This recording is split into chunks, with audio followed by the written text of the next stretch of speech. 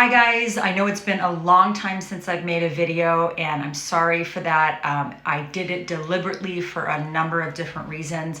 Probably the main reason was I needed to get away from the world of narcissism for a while so that I could do some of my own healing. And I just feel like if you swim long enough with the pigs in the poo, you might start to smell at some point. And you guys are definitely not the pigs, but being in that world all the time can be not great. So I took some time off. I took a break. I did a lot of inner work. I did a lot of therapy. I have been so lucky to have those resources.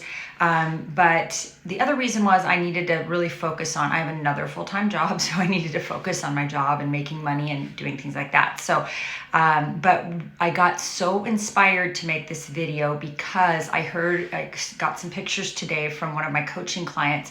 It's been working with this person for a couple of years, and this person is hiking to Machu Picchu and having this spiritual journey with some of their yoga colleagues. And I was just so inspired when I saw all the pictures and how much this person has grown and flourished. And I heard from another coaching client who is riding bikes, cycling through Morocco. And so it really inspired me to make a video to sort of start up asking you guys, what are you doing now? What have you done post narcissistic relationship?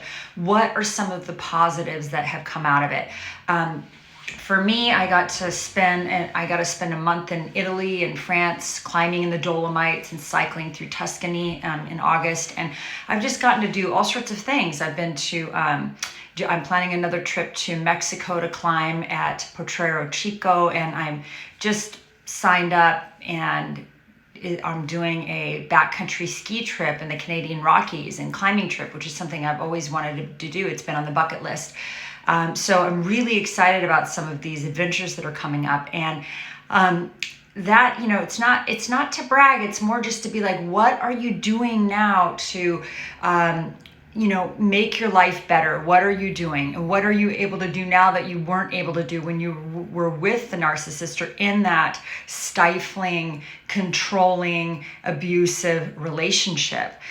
So I look back and I realize there was just, I wasn't allowed to be myself, right? Because you're walking on eggshells. You're in a state of insecurity. This person never lets you feel secure by, they like that. They like to keep the people that they're with insecure because in their minds, you're going to work harder for their approval if you're constantly feeling unsure about the relationship and insecure. And so I don't live like that anymore. But the other thing, I've been mostly single for 5 years, and quite frankly, it's been a beautiful gift because I have learned how to be happy on my own. It's not perfect. I'm not perfectly happy. I still want a life partner, but I will never settle for somebody who psychologically, emotionally, physically, or verbally abuses me. And I will also never settle for somebody who doesn't meet me halfway. I will not settle for somebody who won't go to therapy on their own, who won't do their own work, who won't, doesn't seek any sort of religious or spiritual solutions. They think that they're God, their mind is God. I will never settle for that again. I want somebody who's self-aware, who's able to self-reflect. My standards are very, very high because I'm a catch. And so I want somebody who is willing to meet me where I'm at. I'm so imperfect. I have so many flaws, but I'm willing to go to therapy. I'm willing to work on my flaws. I'm willing to take personal responsibility for the harms that I cause. I'm willing to go to people and make amends if I've hurt them. I care about honesty. I care about integrity. I don't have any of those perfect. I'm a human being. I make all sorts of mistakes and I have all sorts of flaws, but I'm willing to look inside and do whatever I can to fix them. And I go to, therapy once a week to work with a therapist. I've done that for many years, but the reason I'm telling you this is if you can get to the space where you will never tolerate that again. And that has been the gift for me, because even, before the narcissistic relationship, I was with, often with active addicts or alcoholics. I was also an alcoholic. I was, in an addiction for a multitude of years until 2007, when I got clean, and I've been sober, and I've been sober ever since, coming on 16 years. So I'm so grateful for that. That's been such a gift. But because I was willing to look at that and do some work around it and get the help that I needed. In my case, it was outside help that I needed. I couldn't just do it on my own. I couldn't liquor on my own. But with these, narcissistically abusive relationships, something great that can come out of it is you can learn how to be functioning and happy on your own, right? And how to really enjoy your own company. And I had learned that, I think, years before I even got out of the narcissistic relationship, how to really enjoy my own company, how to be okay being alone, because I love my own company. If you notice, narcissists can't be alone. They just don't have breaks in relationships, very rare. They're always seeking new supply because they can't stand their own company, right? So they can't be alone. And I think that's a really important skill or gift to cultivate, is the joy of solitude. So, are you able to get to a place where you love your own company? And if not, what do you need to do to, foster that love?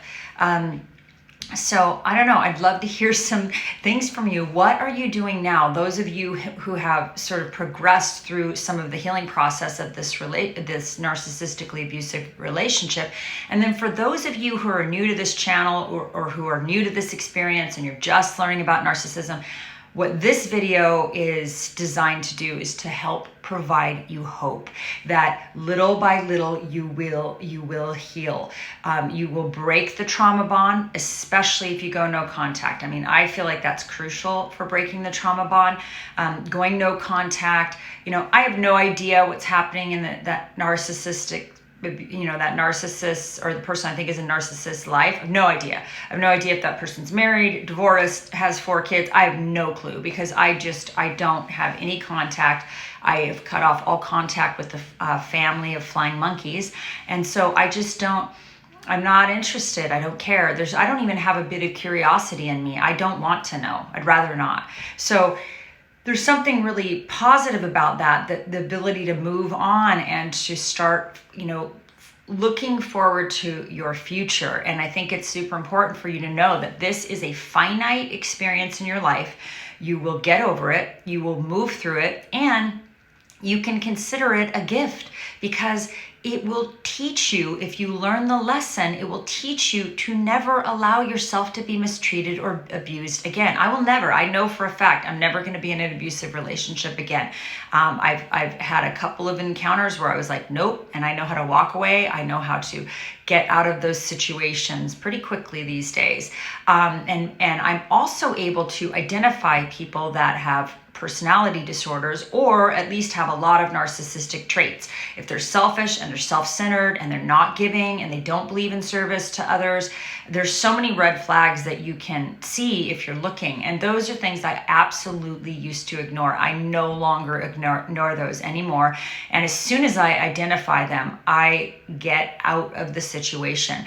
But I also am very careful that, I don't rush into anything, and I don't allow myself to be love bombed. In fact, now, if somebody love bombs me, it actually freaks me out. If somebody is telling me that they love me after week 2, I am absolutely freaked out, because they can't love you after week 2. They don't know you, right? Nobody can love you if you don't know how you take your coffee, if they don't know what color your eyes are. I mean, I don't know. These are just extreme examples, but if people don't know you, how can they love you? And you might be particularly wonderfully lovable, but they don't know you well enough to know that. So love bombing is something now that is no longer appealing to me. So there's a lot of things that have happened internally that have changed for me, where I will, I'm not susceptible to a lot of the things that I was before when I found myself in a narcissistically abusive relationship. So I hope that this can help provide you guys hope that there is life and light on the other side